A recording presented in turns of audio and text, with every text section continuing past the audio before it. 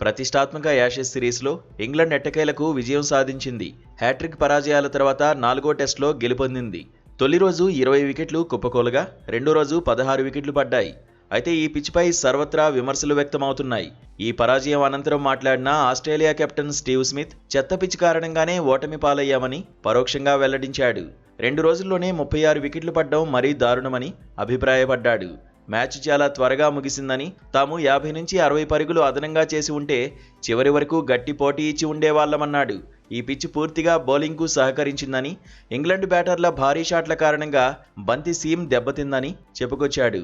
ఈ పిచ్ ఏకపక్షంగా బౌలర్లకు అనుకూలించిందని, 2 రోజుల్లోనే 36 వికెట్లు పడ్డామంటే చాలా ఎక్కువని అసహనం వ్యక్తం చేశాడు. పిచ్పై గడ్డిని కొంచెం తగ్గించినా, తయారీలో చిన్న మార్పులు చేసినా బాగుండేదన్నాడు. మరోవైపు భారత పిచ్లపై లేచిన నోర్లు ఇప్పుడెందుకు లేవడం లేదని ఇండియన్ క్రికెట్ ఫ్యాన్స్ ఆగ్రహం వ్యక్తం చేస్తున్నారు. భారత పిచ్ల వల్ల టెస్ట్ క్రికెట్ చచ్చిపోతుందని గతంలో చాలామంది విమర్శలు గుప్పించారు. కానీ మెల్బోర్న్ మ్యాచ్ మీద ఏ ఒక్కరు కూడా నోరు మెదపడం లేదు. ముఖ్యంగా ఆస్ట్రేలియా, ఇంగ్లాండ్ మాజీ క్రికెటర్లు మౌనం పాటించడంపై భారత నెటిజన్లు విమర్శలు గుప్పిస్తున్నారు. యాషెస్ సిరీస్లో తొలి టెస్ట్ కూడా 2 రోజుల్లోనే ముగియగా అప్పుడు కూడా ఎవరూ మాట్లాడలేదు. భారత పిచ్లను టెస్ట్ క్రికెట్కు ప్రమాదకరమని అభివర్ణించిన నోర్లు ఇప్పుడెందుకు మోగబోయాయని ప్రశ్నిస్తున్నారు.